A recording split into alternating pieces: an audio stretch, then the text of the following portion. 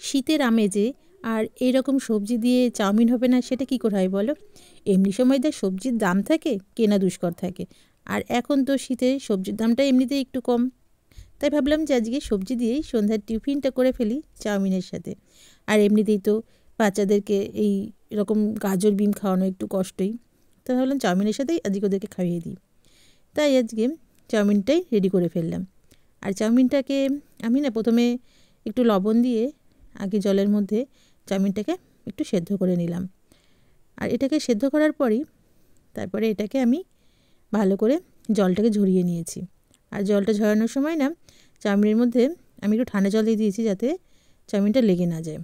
এরপরে আমি সবজিগুলো যে কেটে রেখেছিলাম, গাজর, একটু বিম, ক্যাপসিকাম আর তার সঙ্গে একটু ফুলকপি, এগুলো দিয়ে আমি যেহেতু চাউমিনটা করব তাই প্রথমে গাজরটাকে একটু আগে দিয়ে প্রথমে ভেজে নিয়ে তারপরে বিম, ক্যাপসিকাম, ফুলকপি এগুলোকে দিয়ে দিলাম।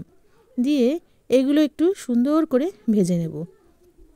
যখন দেখব ভাজতে ভাজতে একটু নরম হয়ে গেছে, আর তার আগে এর মধ্যে না একটু লবণ দিয়ে নিলে কী হয়, সবজিগুলোর মধ্যে একটু লবণও ঢুকে যায় আর লবণটা দিলে তাড়াতাড়ি একটু সেদ্ধ হয়ে যায়।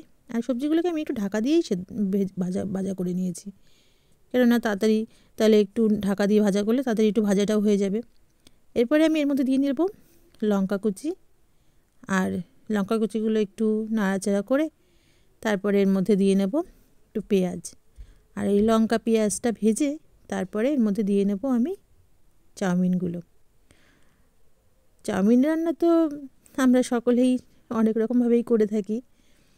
তা আজকে আমি যে চাউমিনের রেসিপিটা তোমাদের সঙ্গে শেয়ার করছি, বন্ধুরা তোমাদের যদি ভালো লাগে তাহলে কিন্তু অবশ্যই আমার চ্যানেলটাকে একটু লাইক করে একটা কমেন্টস করে দিও।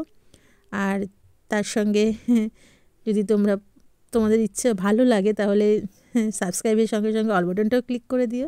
তাহলে আমার এই তোমাদের এই বন্ধুর রেসিপিগুলো তোমাদের কাছে পৌঁছে যাবে। দেখো আমি প্রথমে তো পেঁয়াজ আর লঙ্কাটা ভেজে নিয়েছি।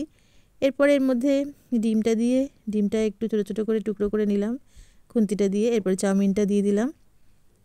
চাউমিনটা দিয়ে এগুলোকে একটু নাড়াচাড়া করে নেব, একটু ভাজা ভাজা করে নেব পেঁয়াজের সাথে আর লঙ্কার সাথে।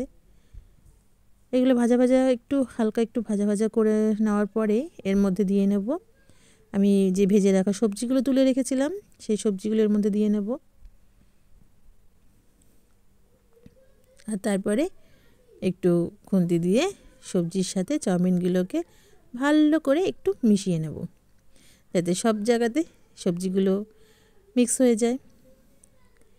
আর তারপরে এর মধ্যে আমি একটু টমেটো দিয়ে দেবো। টমেটোটা আমি প্রথমে দিইনি, কেননা টমেটোটা প্রথমে দিলে তো এমনিতেই টমেটোর জিনিসটা নরম, আর প্রথমে দিলে খুঁজেই পাওয়া যাবে না টমেটোগুলো। আর তাই আমি লাস্টের দিকেই টমেটোটা অ্যাড করেছি। এরপর এর মধ্যে দিয়ে নেব একটু কোয়াশ, একটু চিলি সস, একটু টমেটো সস আর ভিনিগার। এগুলো দিয়ে দিলে একটু দোকানের মতো স্পাইসি স্পাইসি লাগবে, তার জন্য এগুলো আমি অ্যাড করলাম। এগুলো না দিলেও চাউমিনটা খেতে খারাপ লাগে না, সবজি চাউমিন তার সঙ্গে ডিম। তাও আমি এগুলোকে একটু অ্যাড করে দিলাম যে চাউমিনের কালারটাও একটু অন্যরকম হবে আর খেতেও একটু স্পাইসি স্পাইসি লাগবে।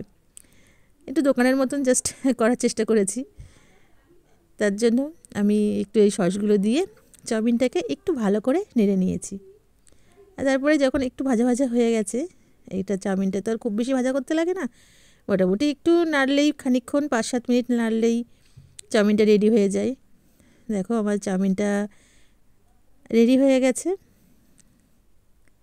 সবজিগুলো একদম সুন্দরভাবে মিশে গেছে চাউমিনের সাথে, সসগুলোও মিশে গেছে। চাউমিনটা আমার পুরোপুরি রেডি। এবার আমি সবার জন্য পরিবেশন করব। আমার জন্য আগে একটু চাউমিন তুলে নিলাম, আর এরপরে এর মধ্যে আমি একটুখানি টমেটো উপর দিয়ে আর লঙ্কা ছিটিয়ে দিলাম আমার জন্য। আর আমার ছেলের আবার একটু এর মধ্যে উপর দিয়ে চানাচুর, একটু সস এগুলো না দিলে ওর আবার খেয়ে পোষায় না, তাই ওর জন্য উপর দিয়ে একটু চানাচুর আর একটু সস দিয়ে দিলাম। তো বন্ধুরা, তোমাদের আমার এই চাউমিনের রেসিপিটা কেমন লাগলো একটু কমেন্টস করে জানিও। আর যদি ভালো লাগে তাহলে আমার চ্যানেলটাকে একটু সাবস্ক্রাইব করে আমার পাশে থেকো, আর তার সঙ্গে অল বাটনটাও ক্লিক করে দিও, যাতে আমার ভিডিওগুলো তোমাদের কাছে পৌঁছে যায়। আর আবারও বলছি, প্লিজ একটু কমেন্টস করে জানিও তোমাদের কেমন লাগলো আমার এই চাউমিন বানানোটা। তো চলো, দেখা হচ্ছে নেক্সট ভিডিওতে। ততক্ষণের জন্য টাটা।